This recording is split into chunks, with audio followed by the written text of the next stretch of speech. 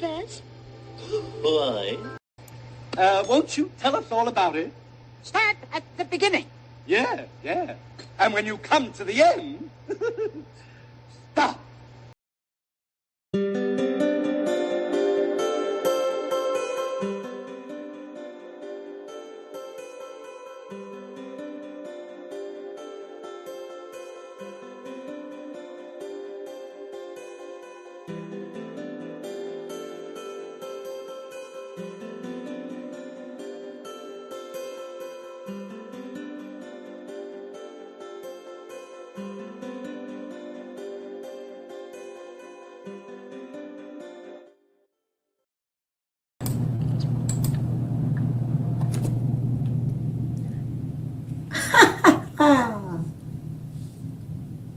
Certain as the sun rises in the east, tale as old as time, song as old as rhyme.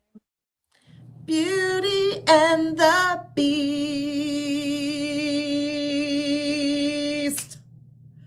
What's up, everybody? What's going on, you guys? Welcome back. We are here, ladies and gentlemen, boys and girls of the nostalgia world. It is your nostalgic queens. It's the Shelz and Cheez podcast live show. I am your girl, the hostess, aka K Renee. And over here on the other side of the train, it's like hitting the doo-doo. You know, she's got the whistle under control. What's your name, girl? Cupcake. Cupcake. Amanda A. Yeah, she, I mean, I'm just saying, like we got to do this whole thing together. You guys, we have been missing in action, but we were not going to leave you too long without giving you something new. I've been teasing it. I've been talking about it on my other show, of course, and other little segments I've been dropping around here on the Jewels. And so, again, welcome back, you guys, to our second season of the Shelz and Cheez podcast live show. And you know what? Listen, it is so okay to join this wonderful community. It's safe over here. So if you could just do us a little favor, just go down to the bottom, hit the bell, and subscribe. Whenever you see this content, whether it be tomorrow or tomorrow night or Friday morning, or if you decide you want to stay in because it's going to be hot as hell outside, especially in Baltimore, you can do it on 4th of July. Just, catch up with everything that you've been missing and get familiar with us. Okay. So if you happen to scroll by, we appreciate it. And we thank you for that. So other than that, we're back, you guys. We're here. Like I said, we're recording, but you know how we do. When we drop it, it's going to be live for you. And because you're going to see it for the first go round and the first time. And, welcome back. So as you were brought into this new season of episode 1, season 2, we brought you in with the song. Can you guess what it is that we're doing today? Can you guess what we're doing today? We're doing Beauty and the Beast, you guys. Beauty and the Beast came out in 1991. Now, I don't remember the month it came out, but I was either 11 or 12. Yeah, it would have been earlier probably, and I'm pretty sure I was 13 going on 14. And 13 going on 14? Yeah, and you would have been 11 going on 12, and we would have just been ripe for it. Just ripe for it. Yes. I really enjoyed the rewatch because I haven't watched it in a long time. And I know it's been on here and there everywhere, just, on different streaming platforms, even probably on Freeform where they like to do, the free movies. But of course, there's some type of commercial and ads that's going to come up. But it was just bringing me back in today, like the songs and the storyline and the funny parts that I forgot was really, really funny. And then catching certain things now being older, watching it. And I was like, you know what? You know what's crazy? I had a whole 420 moment today. I was like, this is like French. It's all like You're like, Marie, hold on, bonjour. the names, everybody's names, Marie, the baguettes, hurry up, like it was just like, okay, Lumiere.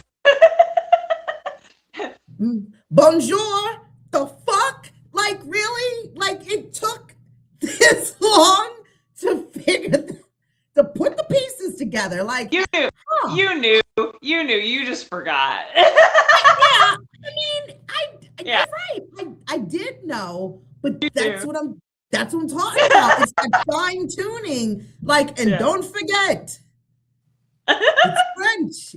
Like, yeah, they weren't just being proper. What the hell? Yeah, I'm sorry. You're crazy. That's hilarious. I swear, Amanda, you should have saw me today. It was like a light bulb moment, and I was like, huh. Bonjour, right? Everybody, though. The baguettes, right? Huh.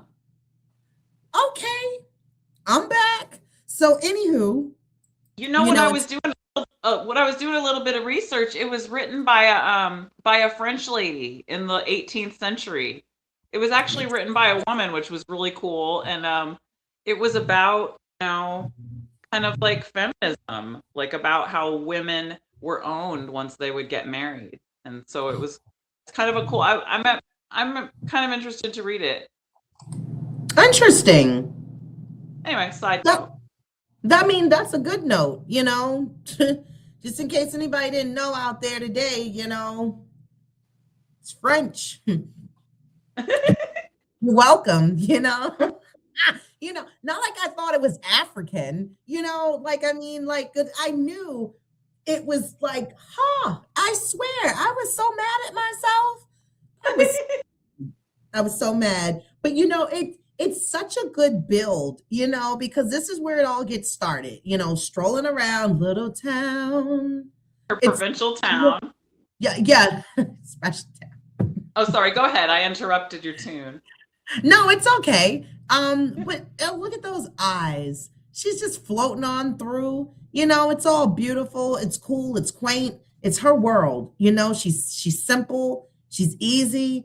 She don't need much. She's easy. You said she's easy.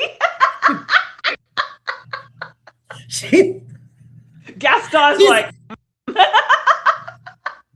I've never seen her be easy. Like, yeah. I mean, the goddamn feather duster, she was easy, And again, I'll get to that when we get there. Because it was another aha moment for me with her. And I was like, what the hell was going on at Disney? Okay, so Belle. Okay, Belle goes through the town. She basically knows everybody. Everybody thinks she's odd and very peculiar. And it's all because what? She, in our modern world, but she don't want to watch TV all day? Because she reads. Because she reads books. Because she reads books. And it took me a moment, and I still couldn't get it, where it's the one where Gaston comes up to her and he's like flipping the book around, like, how can you read these things? Like, there's no pictures. Like, no, because you got to read the words. This dude was looking for Dr. Seuss type of picture play of books. This is why. That's why you're over there. That's why Gaston's over there. So, yes, Belle and Papa, he's an odd bird too. Like he's inventing stuff. He's not the same as everybody else. Crazy old freaking Maurice, right? He's got the whole inspector. Yeah, he's like classic Disney dad too, with the it's always the chubby dad with the dainty little daughter. Yeah, chubby dad, no chin, clothes look about like they're gonna bust open. There's like that button that's just still kind of holding it all together, real strong in there. And let's backtrack for a second. We saw this movie in the movie theater. Mm. And this was like one of those things we couldn't wait to see that would come out. And I think so excited, so hyped. And the beautiful poster. We would just stand in front of the poster months ahead of time, be like, ooh, can't wait. It's coming. Yeah. And that's when time didn't move as fast like it is now either. Like things were still at a pace. Like it didn't feel very like 2 more minutes, it's done. It wasn't giving that. But it was the previews of the coming attractions that were worth the watch for movies that we would go see and to know what was coming out, especially since we were Disney heads, and it was exciting. And this was following The Little Mermaid. So we had seen this be previewed when we saw The Little Mermaid. Right. And then when we saw this, did we not see the previews for Pocahontas? Actually, Aladdin. And then Aladdin, and then Lion King, and then Pocahontas. Gotcha. Okay. No, and then Pocahontas, and then Lion King. That's right. Yeah. Okay. Yeah, Aladdin, Pocahontas, Lion King. I think that's the order. Yeah. But it's considered the renaissance of Disney. Those 5 movies. Right. It's like the starting 5 that people put on the, on the basketball court. Like, this is the starting 5. Like, this is your players. Everybody else is on the bench. Yeah. So we were hyped up. And I know for you more than me, especially to really invest in spending to get these movies, the masterpiece collection. Yeah, you were. Yeah. It was serious. It was. Yeah. Especially when Suncoast rolled in, man. That was all in wrap. It was over. Yeah, you get that employee discount. Hell yeah. This is from my original collection. And I have sold some of them at one point. But I have the classics. Yeah. Yes. I didn't sell any of the really good ones. And I do have this. Yeah.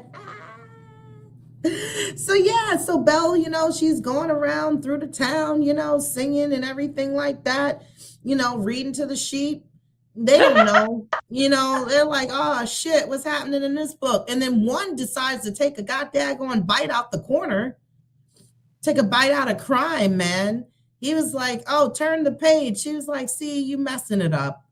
I need you to just fall back for a minute. But it's still the same song. She's doing a lot before she even gets to Papa.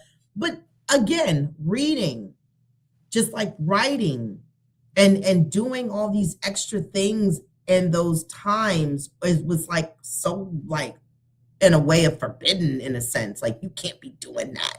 Like it was breaking a crime of some sort, committing a crime of some sort. Her father let her, pretty much. Yeah. Because her father's the boss of her, so because he lets her, but it's still weird, Yeah, exactly.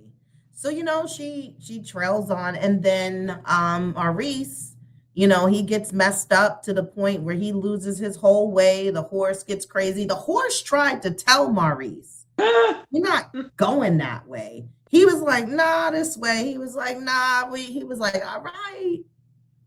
I'm telling you, if we keep going this way, it's going to be a whole problem." And I can smell it. The horse was smart. He went and blamed the horse. Would you say? He went and said, where have you taken us? He said, yeah, where are you? He's like, you got the reins back here. And I nudged my head and I was like, let's not go that way. And you were like, no, we're going to go over here. So then you run over into this guy, this dude right here, who looked like he's not for any of the shits at all. Nothing at all. He's not for it. He don't want to know about it. He's like me on like a weekend where I don't have a child sometimes. Like Don't call. I want to watch TV. Who's knocking on my door? You know, like, leave me alone. Yeah.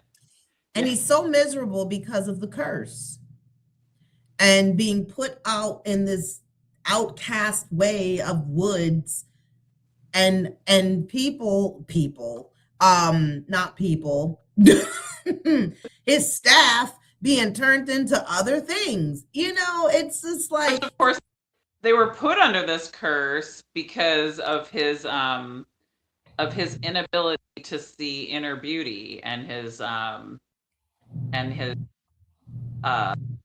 reality, judging people for how they look is the whole reason he's under the curse, which is like the overlying theme, like in the kind of the movie about, or in the story about, you know, that looks can be deceiving, basically. right. Yeah. And he tore that whole place up, man.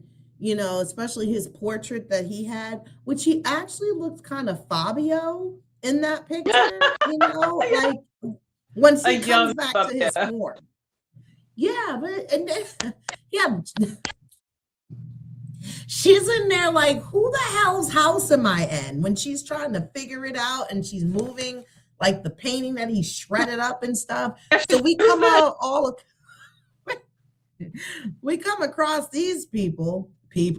Actually, they're not people. Well, they will be, but you know, not yet.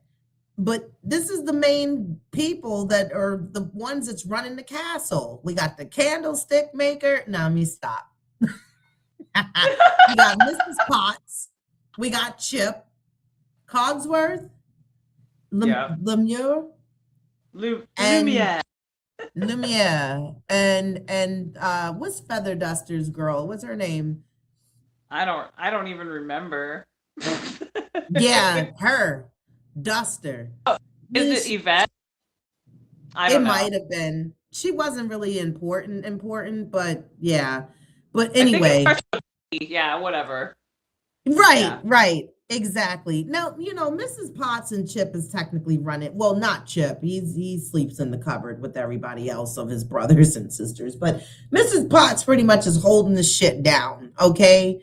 And the others are just kind of trying to figure out on a countdown, like, when are we going to get it together? Are we going to be able to get back? Are we going to be basically this way forever? But within all of that being said, and it's kind of classic Disney to just add in these characters that, of course, are not in the book, or, you know, in the story. But it's this Disney, like, how are we going to have Belle, like, acting in the castle? Like, how are we going to have that play out? So it's like, right. Yeah, what if the servants are also under curse and they become, you know, knick-knack and tools in the house or whatever? You know what I like about Disney from the older animated Disney movies is how they had the characters pretty much resemble the voice actors. Mm-hmm. You know what I mean? Like they gave them those little distinct little characteristics and features that you'd be like, oh, it does look like Angela Lansbury. Mm-hmm. Right? Mm-hmm. Yeah. I can see her they will like Murder, She Wrote. Record them doing the voices, and then they can see how their face looks moving. Yeah. Right. I loved it. But I'm just like, again, it was like when she got back to human form, this lady is old. Like, what the hell? You got all these kids? Like, and how old is Chip? Like, this kid's got to be like 7. Maybe? And she does call him mama, so it's not like she's like their nurse. Like, maybe they're adopted. Maybe it's grandma. Grandma raising them. I don't know. Because she surely looks past the perimenopause stage. She definitely was like, you should be retiring soon, Mrs. Potts. Like, maybe something went wrong with the enchantment and she continued to age and no one else did. That would suck. She turns human. She's like, what the fuck? What happened? 28-year-old before this shit happened. Like, what has happened to my skin? I don't remember this bonnet. Yeah. Maybe. Maybe. But I don't remember the bonnet. How did I get in these clothes, honey? Yeah, so she might have questions later. But anyway, Belle exchanged herself in letting her dad go, Maurice, which he decided, of course, I'm going to go and talk to, I need some help, because my daughter's all locked up in this castle and, this guy right here, he's got her. He don't look like he's like the best person to be knocking on doors to sell cookies. And I need to get her back. So he goes and tells, of course, old bonehead Gaston, who's having a whole heyday in the goddamn bar with his people. Oh, look at this shit. This guy, first of all, is that enhanced or is that how it looks? Wait. That's how it looks. Because when he looks like he's padded for the drag race. What the hell? That's like a H cup. What the hell?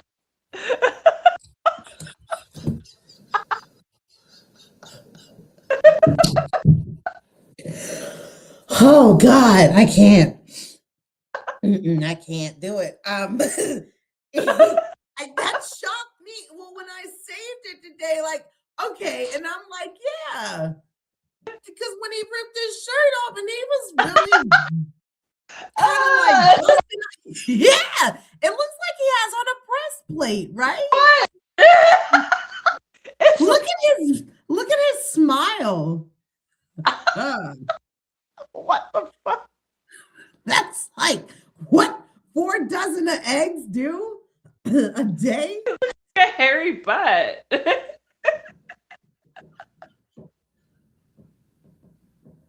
He said every inch of him is covered in hair. Oh God.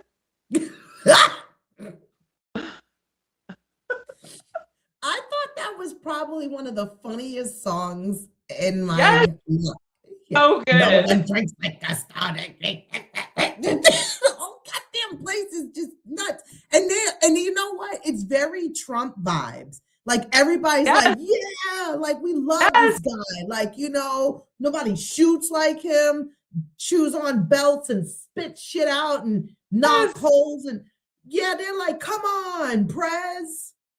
And LeFou is so Lindsey Graham. LeFou is so in love. He's in love. This is the song where we learn that he is literally in love with Gaston. Like, you're a true paradigm. Like, oh my gosh. He was excited when Gaston got down in his level and they were like dancing around and he had him. He was like, this is all I've been waiting for. Mm-hmm. My whole life. Right. Embrace me. Swirl me. And you see he's all humped down like on his level. Like, I'm like, your back has got to be hurting. So they're like all just in there having a wonderful drunken time, bigging up Gaston with Maurice running through talking about, you got to save my daughter. Like, they're like, man, I don't know, dude. What beast. But all starts to move forward, of course, as she's there, she's being persuaded by the staff, like, look, time is of the essence on this clock, yo. We got to get some stuff moving or we going to stay as a teapot, a candlestick, a goddamn clock, feather duster, and they're in the stove, and that was another thing, to get the stove. He was French. He was pissed.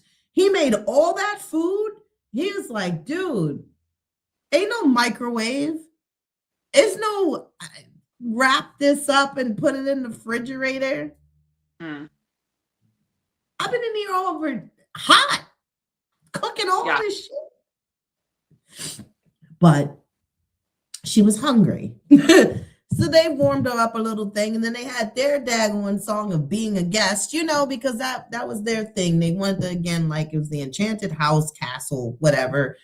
Everybody was just trying to pull their part. By the way, that scene was originally with the dad, where they all sang to Maurice, and then they decided it'd be better if it was Belle, so they reanimated it to be her instead. Wow. Which is much and that better makes sense. They should Yeah, have. they originally they were feeding him when he first came into the castle, and that's what gets the beast's attention. But they just decided they wanted more film time with Belle. Okay, so there was like who's been painting my roses red? Like, we got company down here. We got company. Yeah.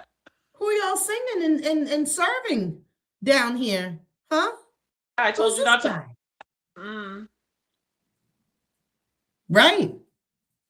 I don't know. For me, I think I would have been sold after the wardrobe lady was talking to me. Like, hello. Like, hey, what you got in there? Yeah, by the way, Belle doesn't seem to have any sort of reaction to any of this enchantment. She takes it pretty well. So what's she's cool. Look at this face. I think Belle smokes a little J every now and again. I think she's like, hey, it's whatever. I think anything's possible. You think she's growing a little bit of the devil weed behind the chicken coop? She possibly could. Mm-hmm.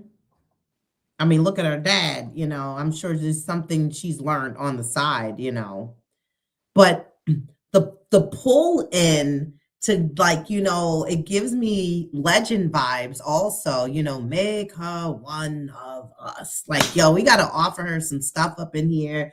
We got that whole wing over there with that library. Like, I don't even understand how you get to the top books, because the ladder just ran out and was like, well, I don't know how you're going to get up there, but we got some other good reads up there. And like, it was so literally trying to illustrate the feeling that she could never read all the books in the world, Right. Okay. Gotcha. And he was so happy to be able to give her that.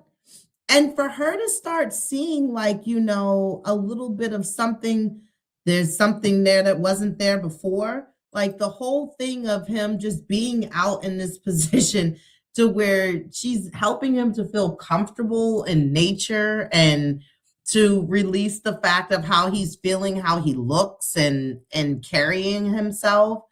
So yeah, he turned into a whole human tree with these birds on him. All these birds are recycled, of course, from like all the other Disney movies. Snow White's birds are in here. Yeah, I mean, they were through that whole moment when you start to, like, get to know somebody in a different way, like when that intimacy, when you actually get to know somebody. Yes. And that reigns true even still to this day for everybody.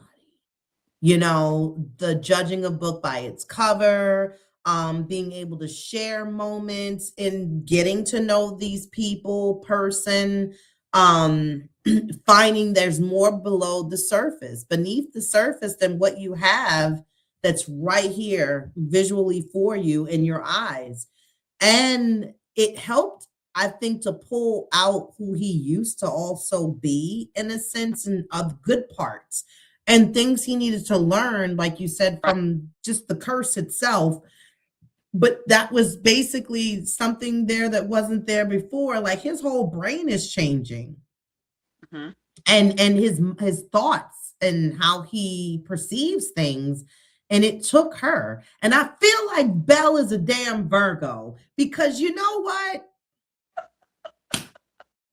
It was project time. She was like, ooh, I'm going to Well, that's why you get to see in him that desire to be yourself for someone else. Because you always say you got to be yourself, but we know damn well a lot of what life is sometimes you meet somebody who gives you more of a desire to want to be a better version of yourself. Mm-hmm. That's how it's a relationship, when you have somebody that makes you want to be better for them. and vice versa. And that's what they're showing with the Beast, is he wants to be better for her. Mm-hmm. Yes, Because exactly. it just like, you know, right. Castle teapot, you know. Well, you know, they hooked the whole dinner up and everything, but then on the outskirts of town, they're making moves and deals with what? The freaking devil. Because this guy who's about to bring this whole truck wagon, like crazy asylum, to pack up crazy old Maurice and take him away, but then they're also going to go kill the Beast, which gave me the vibes like those kids in Virginia when they had those tiki torches and stuff to go and act crazy and riot up and cause all these issues. That was Gaston's people. All of them. Put that guy up again for a second. He looks like Howard Lutnick. You know that dipshit that brought his kids to the island. This guy looks like that. Oh, okay. Anyway, you said that's what it's giving you.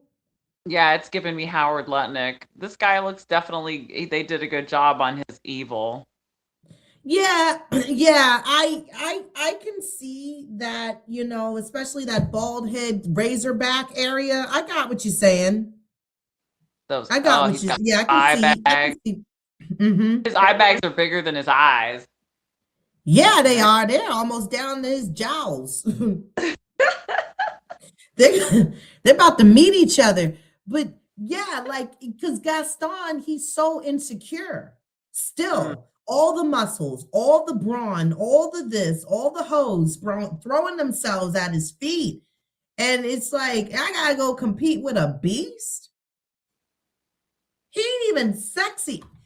He ain't even, I'm too sexy for my shirt. He's not even. He's not even. He's like, yeah, you know. You know who he looked like? Bruce Jenner, when he got thrown in that damn pool before Bruce transitioned, and he had the mud when he told LeFou to cue the music when he came out and stuff. He had the pig on his head. You know, isn't it fascinating that the villain in this movie is like, the villain is so different in this movie than any other movie. He's just a man. He's not kind of like witch, or like, he's not magical. It's nothing special. He's just a chauvinist male, and his crime is he's trying to marry her. Right. Which basically, so her obstacle is having her freedom taken away. Mm-hmm. This guy marry her. She doesn't want to get married. She wants to be independent, you know? And that's what makes Belle a special character. She's so different. Like, all she wants is to just But you know, like Governor Ratcliffe was just a man, but he was a greedy man within the type of villain that he was kind of royalty in a way, or at least he treated himself like so. Yeah, Percy too.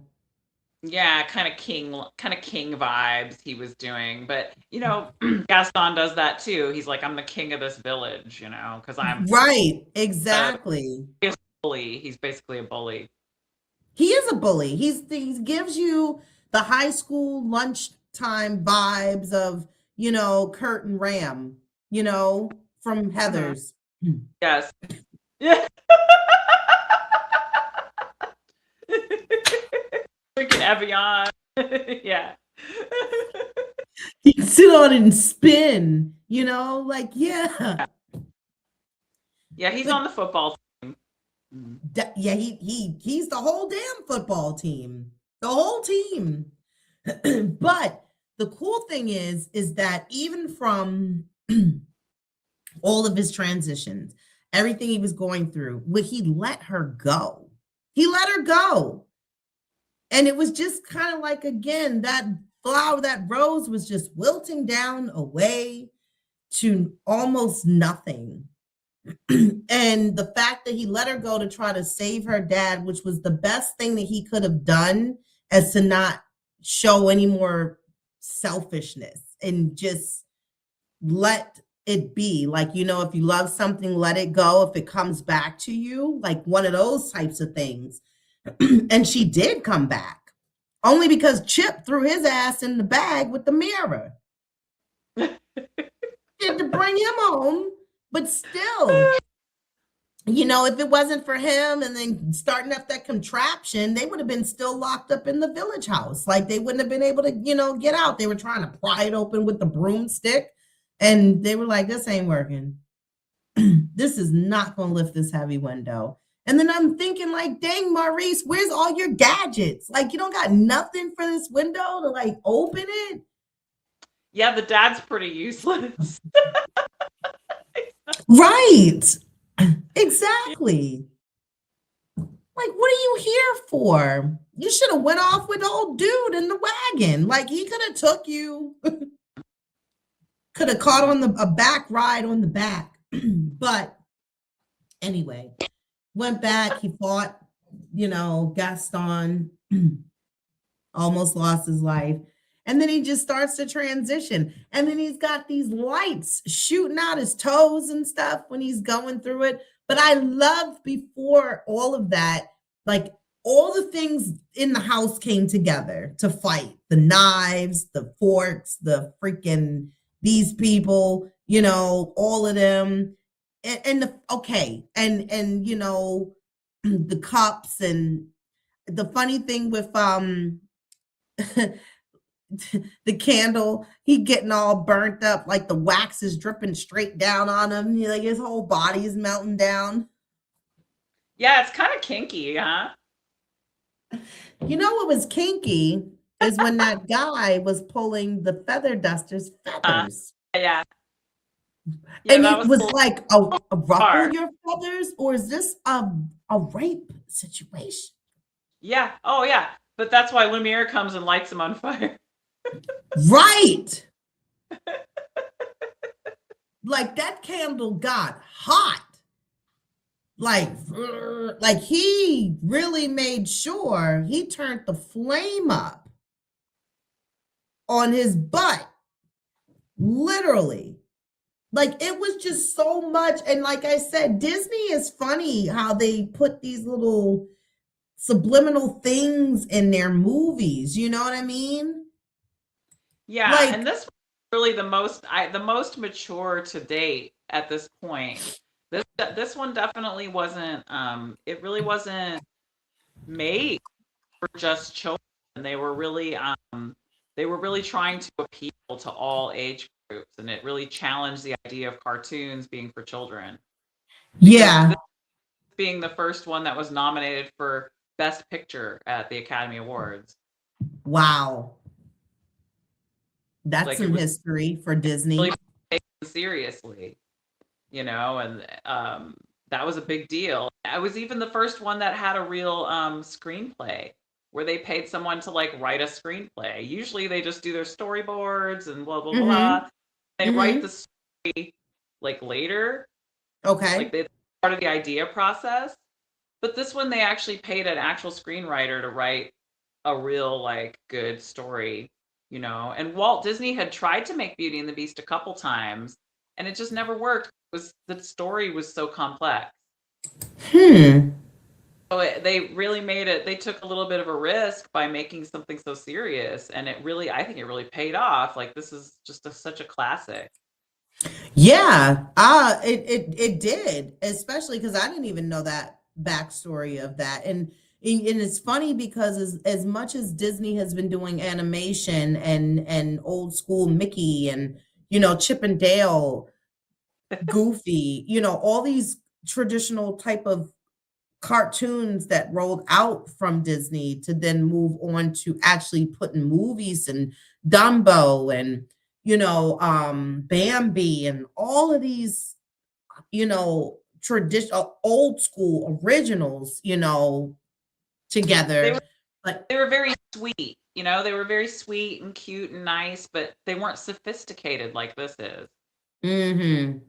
Yeah. Bambi wasn't too sweet. No, you know what I mean though, like just the way I know what you mean. Yeah. Because The way Dumbo, that one caught me too a bit, you know. Ooh, that one really caught me. And Fievel. But wait, is an American Tale, is that Disney? That's not Disney, is it? No, No. it's not. But the Aristocats are. Mm-hmm. Yeah, they are. They didn't do the mouse, but they did the cats. Okay. Yeah, the Aristocats. Yeah. Okay. Yeah. But yeah, I mean, it all worked out, you know, to the point of the message. The message. Getting to know someone before judging them by just looks, having a, you know, I wouldn't say like not the guts, but you know, just taking a chance to be able to get to understand who somebody is.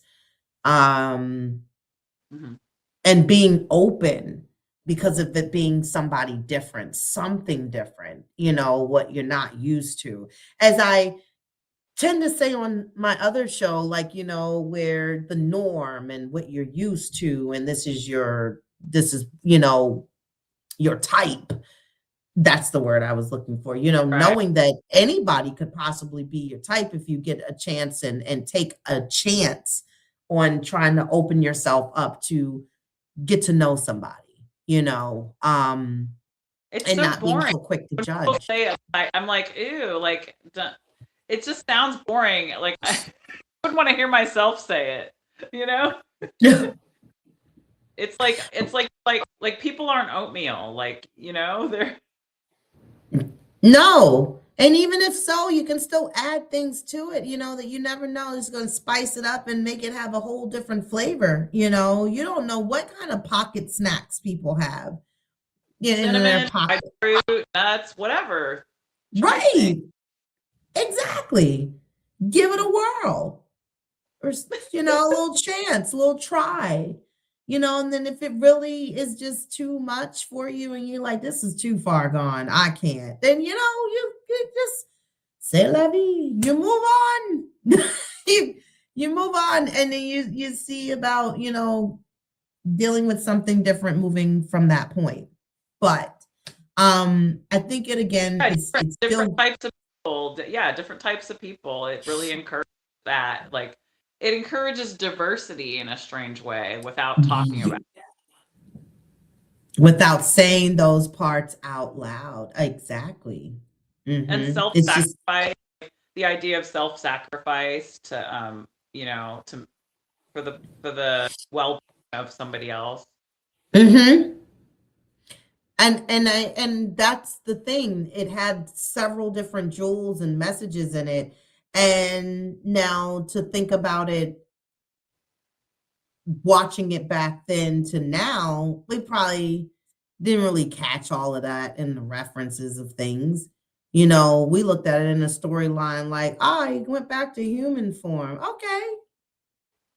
He was cursed. All right. But they're supposed to be together. And because, you know, in a way where certain movies like Disney, you can already predict, like, there's going to be a happy ending. Like, we just got to see how we're going to get there. You know, how are we going to move to making it happen?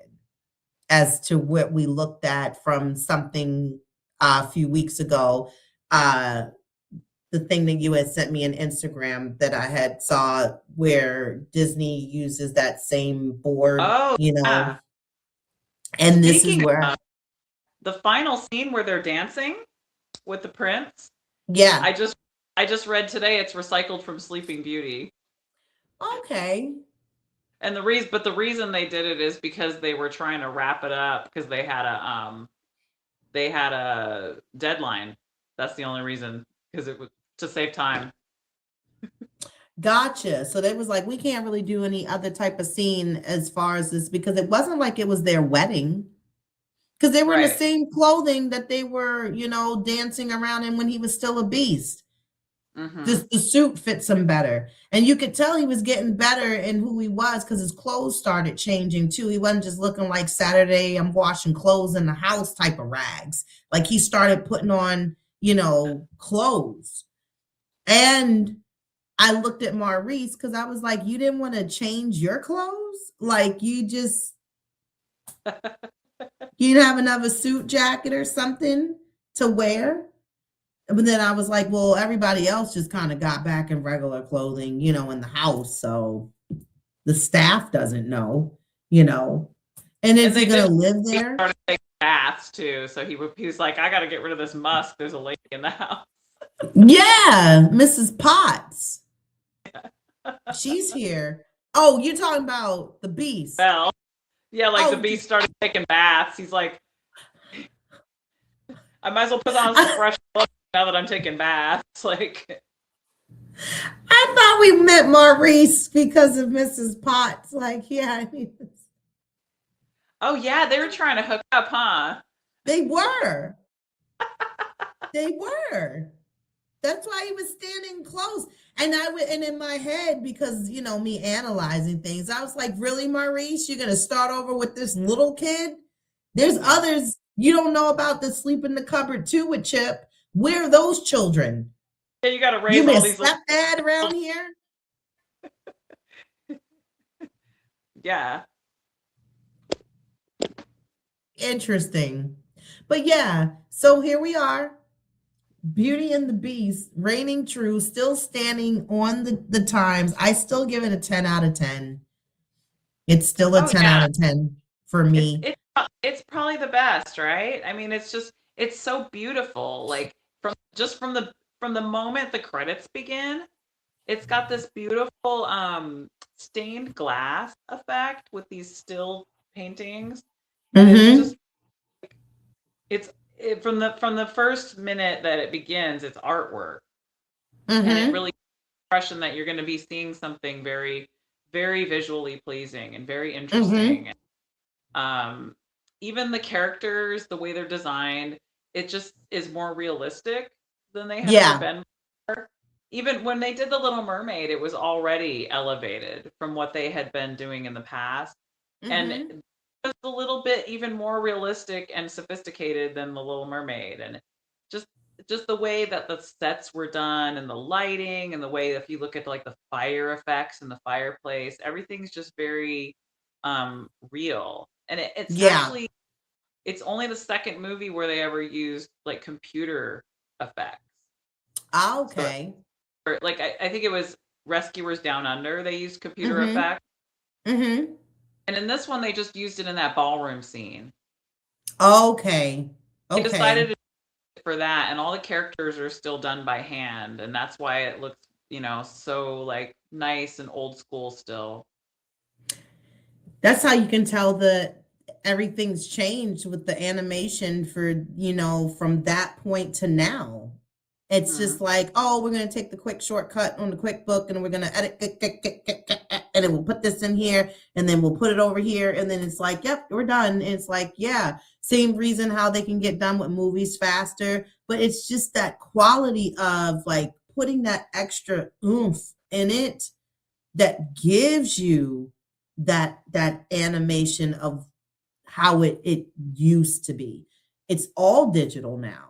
And I think sometimes that makes people steer away from even wanting to watch some movies. It's not giving what it used to give. And for me personally, I just have a distaste. Computer generated the characters. I have an appreciation for using it for certain things.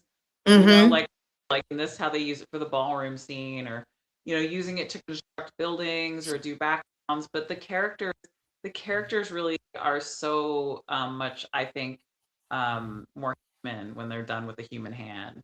Yeah.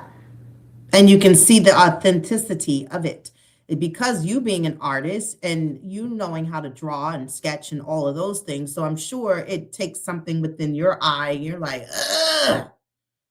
Well, yeah, actually, side note, when this came out, as you know, I wanted to be a Disney animator. That was like my big thing at that time. Exactly. And I went to college with that in mind. And it's so funny because I just took one animation class and that's all it took for me to realize, wait a second, this is I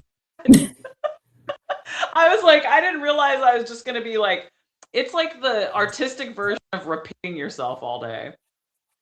You know, like you just drawing a slightly different version of the same drawing and then a slightly different version of that. And it was just honestly killing me. Like I liked drawing the characters, but I found I actually didn't enjoy doing the animation. So I have a great respect for people who do enjoy it, because I found I didn't. And that's what made me become an art major instead, is I was like, wait, I'm an artist. Like I'm not an animator. And it's a very specific thing, you know? I remember the talk in regards to like, you was like, I'm going to pivot. Like, really? Like, yeah, that ain't it. That's it was not so what I thought. To have to just draw it like over and over, just a little bit different. It was driving me kind of crazy. I could only imagine. I know I would have tore that whole thing up in pieces. Like I don't got nothing for y'all. I'm done, and I'm going to I'm gonna change the beat here. I'm gonna change the beat and the classes. That's how I felt at broadcasting, school. I went in for news, to do news. Like I can do news. I can read the stories. I can go out and get the stories. I'll write. I can do that until I really was in it, to the point of where it was like, you have to hold your emotions. Like you can't give what you really like feel. no opinion stuff. Yeah. Right. And I'm like, so just be dead in the eyes? Is that what we're doing? I was like, yeah, I'm going to need to be behind that mic, because I can't sit here and my emotions read on my face on a regular day. You think I'm be able to remember to sit like this in a, no, I can't. I was like, yeah, I should do radio, because then I can give my opinion. You have to be an actor pretending not to have a personality with opinions. Yeah, I'm just going to pivot from 3 children got shot today standing on the corner waiting for the bus. Hey, what's going on downtown this weekend? Like, I'm not pivoting like that. Like, I can't do that. I can't jump. I will get off that set and they be like, teleprompter, like you teleprompt. Yeah. Did you hear what just happened? Yeah, we're doing the news. Yeah, well, you do it, because I'm especially with politics now. Can you imagine if you're a journalist and you're supposed to be neutral about the politics? Girl, I'd be snatching mics off of me like I don't know, but I'm gonna let y'all know. The president calls you piggy. You're like, with a pen in my hand, and the jugular, like. Amanda, who's a pig? What? You're taking your earrings out. Shit. Let's see here. What now? What you say? Yeah, and so I know, and so in the universe knew. It was like, no, my child. Yeah, I'm gonna need you to stay behind the microphone. And this is how I got here with even podcasting, because I was like, I can do my own news show my way.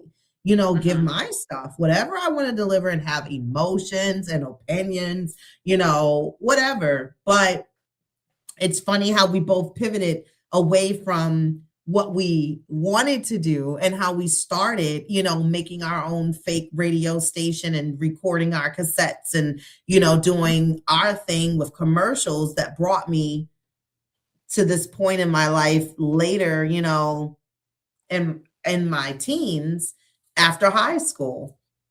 So that's kind of cool. We kind of stayed on the path, steady as the beating drum. Really, all creativity, and in our culture, creativity is really not encouraged in general. It's treated like a hobby, or if you have time for it, or if you're rich enough to, have the luxury to be creative. It's not treated like something that's natural and normal, and really everything we do is within the realm of creativity, and it's all not different from each other, And being an animator versus being an artist, being a broadcaster, all of these things related in that they're creative expressions. At least you and I were gravitating to where we can be more free in that creativity, not be like by rules or, be kind of censored. Right. I was going to sing a little piece of this song and I was like, nope, she's going to kill me. And I'm not. So I'm going to leave it alone. I did it in my head because I did not want that to be stuck with you for days. And then you'd have been like, thanks a lot. I hear it and I don't want to hear it and I don't like it. And you did that. So yeah, I'll text it to you. No, I won't because you'll read it and you'll still pick up on it and it'll register in here. And that's why I'm just going to leave it alone. We got that jukebox, guys. Kelly and I both have Mind Jukebox. Yeah. And if you trigger it, it will just play out. Yeah. Exactly. Yep. All day. Yep. And for days to come until we'll get something else to shake it off the ground and away. So yeah, I quietly did it in my head. I'm happy about it and I'm content. And that's it. I love you for that. And you know what? That's self-sacrifice for the well-being of another. Okay. And that's what I'm saying. And that's one to grow on because you have to understand sometimes knowing people and your people, like you're knowing your village, you know what you can push and cannot. And I knew that was not going to be the push, especially for Mercury retrograde. Hell no, I was not. I said, you better stop at the door. And I did. So I did. But yeah, you guys, I'm happy to be back. I'm happy that we can kind of get back here and chop it up with you all and talk to you again and, basically put this content out so that you guys can have something, cute and fluffy and, to take somewhere, take your mind on a sunshine rainbow and be like, we just hope to maybe encourage you or spark something in you that you'll be like, you know what? I haven't watched that in a while. You know what? That was a really good movie. I can actually, take a chance of watching that, because I want to feel just as happy when I see it like those girls. And yeah, sing the songs and take yourself back to 1991. That's what we're trying to do here with this channel. We want to know, where were you in 1991? Did you see this movie? Do you own it? Do you have it, VHS, DVD? Is it one of your all-time favorites? What may be one of your favorite songs or parts in the movie? Don't forget, you can drop those comments down in the bottom. We would love to see them. And don't forget to hit the bell so you can subscribe to the channel, like and share the content, while you're watching this. When you do, let another friend see it. And we'd appreciate it. So yeah, man, we definitely will be back next week with a new episode. So watch the channel for the updates and the previews will let you know when we will be back. We'll have something a little different. We won't be doing a movie, but we'll be doing a nice little catch-up show for you guys because, we've taken a beat. Things have been going on both sides of the world, on East Coast, West Coast. And so that you guys can, again, get a little more familiar with us and, know who we are. Who are these women out here changing the world on YouTube? It's us. That's what we do. So, I'm Kay Renee, the hostess. Amanda A., do you have anything you wanted to say? No, we'll see you next week. We're just going to have a little conversation and we'll come up with some more 80s and 90s movies to re-enjoy with you. Yeah.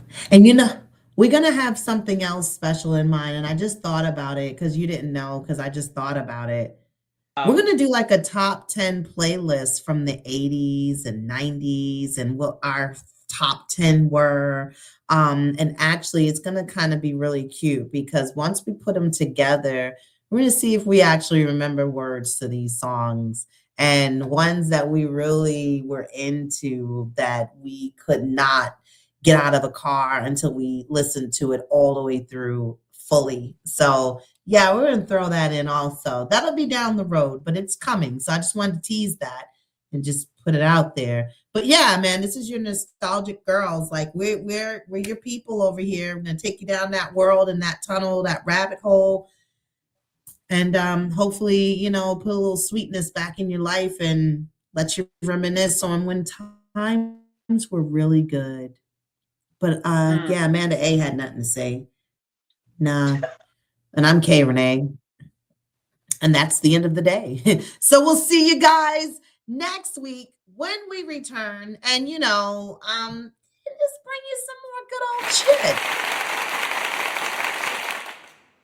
Phil, thanks for the claps. Not the bad ones, but the good ones. Thank you so much for being out there and giving it up for us.